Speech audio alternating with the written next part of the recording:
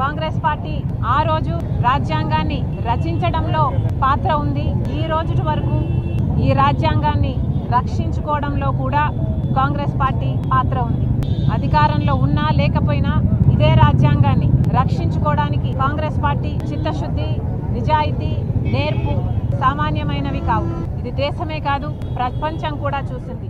అధికారంలో లేనప్పుడు కూడా కాంగ్రెస్ పార్టీ రాజ్యాంగాన్ని భుజాన మోయడం కాదు, నెత్తిన మోసింది. రాహుల్ గాంధీ గారు కాంగ్రెస్ పార్టీ నాయకుడిగా, మా నాయకుడిగా రాజ్యాంగంలో ఉన్న సమానత్వం కోసం అయితేనేమి, లౌకికవాదం కోసం అయితేనేమి, సామాజిక న్యాయం కోసం అయితేనేమి, ప్రాథమిక హక్కులను కాపాడడం కోసం అయితేనేమి, ఇదే రాజ్యాంగం కోసం ఏకత్వాన్ని నిలబెట్టడానికి, సోదర భావాన్ని పెంచడానికి కన్యాకుమారి నుంచి కశ్మీర్ వరకు పాదయాత్ర చేసిన నాయకుడు రాహుల్ గాంధీ గారు. ఈ మధ్య చాలా కాలం చాలా మంది హృదయాలలో రాహుల్ గాంధీ అనగానే గుర్తుకొచ్చే దృశ్యం ఇదే రాజ్యాంగ పుస్తకాన్ని రాహుల్ గాంధీ గారు ఇలాగే రాజ్యాంగాన్ని చూపిస్తూ ఈ రాజ్యాంగాన్ని రక్షించడానికి కాంగ్రెస్ పార్టీ ఉంది, ఎందాకైనా మేము పోరాటం చేస్తాం, నా ప్రాణాన్ని త్యాగం చేయడానికి కూడా సిద్ధమని చెప్పిన నాయకుడు మా నాయకుడు రాహుల్ గాంధీ గారు.